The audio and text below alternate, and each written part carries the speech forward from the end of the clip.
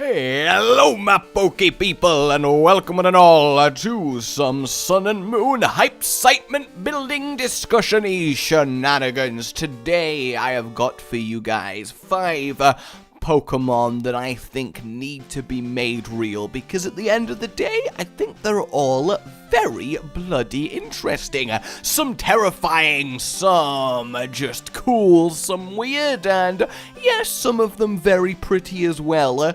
And I've really gone to town on this. This is not just going to be, here's some fake mon that I found that are pretty cool, so maybe they should be made real. Yeah, thumbs up. So this should be fun.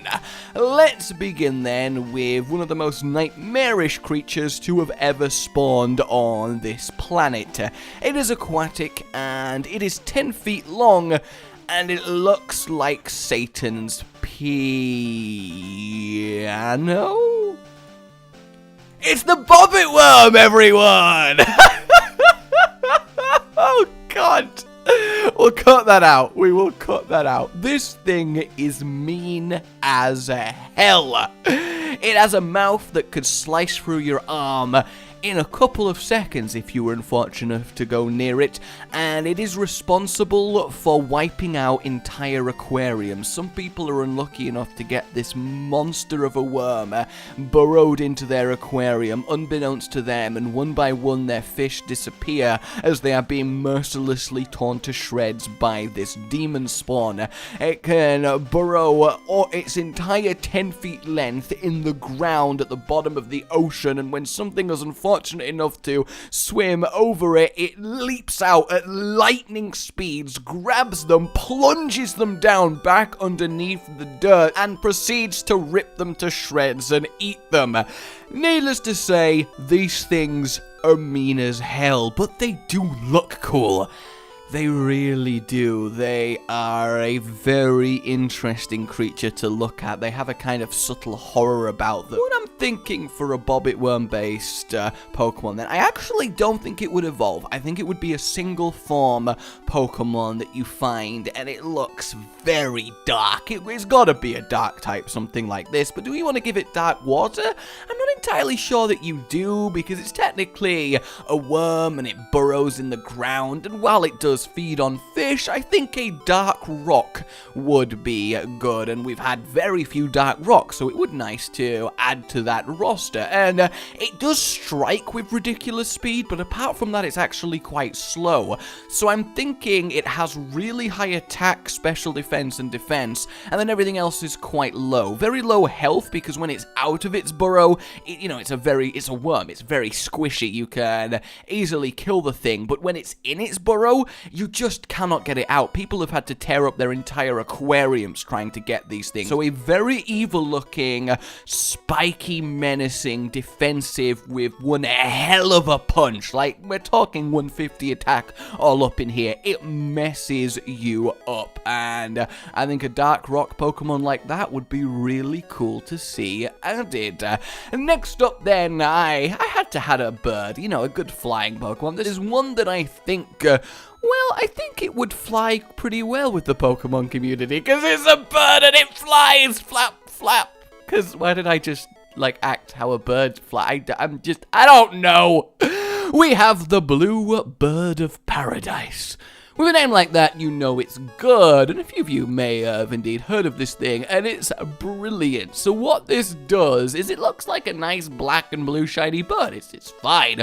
But what it does is during its mating ritual, mating dance, it fans out its feathers to form this circular, more oval shape of pure darkness with just the blue stripe running across it and the 2 blue spots like glowing eyes in the dark, and then it hops around making all sorts of sound, and it's really quite intimidating actually, considering it's a mating dance.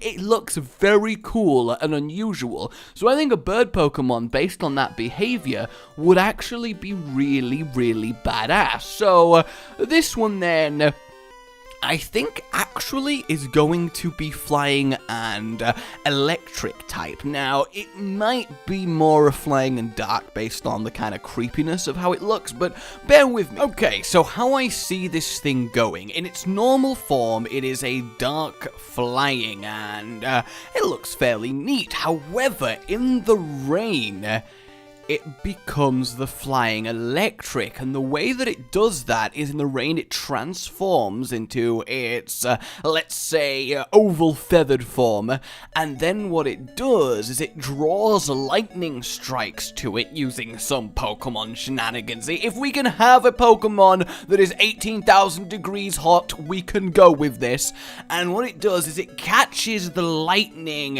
in its oval feathered dome and kind of then redirects it and projects it back outwards to blast its enemies with it, almost like a laser being reflected off a mirror. So in a rain team, this thing gets really specially attack focused and starts really punching holes in things with accurate thunder that is reflective of its birdie feathered circle face. I just think that would be really cool, and I love the idea of it. Okay, so the bluebird of paradise, everyone. Next up, we have the Yeti Crab.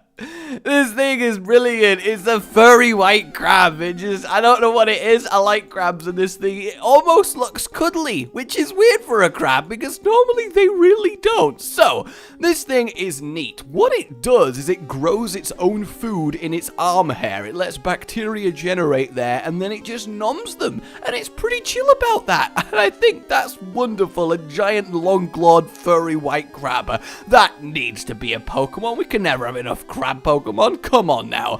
So obviously it could have an ability like Fur Coat or something along those lines. It could get its own unique one. In fact, it could be a Pokemon whose ability is a permanent leftovers. So just by default, every turn, it heals a little bit. That would represent numbing the bacteria in its fur. How cool would that be? And definitely a unique experience. And type-wise, again, well, it's a crab. I don't think we actually want to go water. I think we can go ice and bug, because obviously it's a Yeti Crab. Yetis are to do with the ice, that makes sense, and then we can kind of make a stretch and make crabs like bugs, even though I know they're not directly related. You could make that happen in a Pokemon universe. So an ice bug based on the Yeti Crab. It would be reasonably healthy, reasonably physically defensive, and with kind of average attack and special attack, everything a little bit lower. I think that would be a lot of fun to use. And next up, we have one that I feel like is fairly obvious, and I can't believe it's not happened yet. A fairy dragon. And I'm not saying the type of the Pokemon there, I mean a fairy dragon, the creature, the sort of like, play with me type thing. If you play Dodder, Puck is a fairy dragon. If you play WoW, there's fairy dragons all over the place. If you play Hearthstone, the card fairy dragon. Those types of creatures. It's a very pretty, very almost angelic looking. It drops sparkles and glitter where it flies. Very colourful.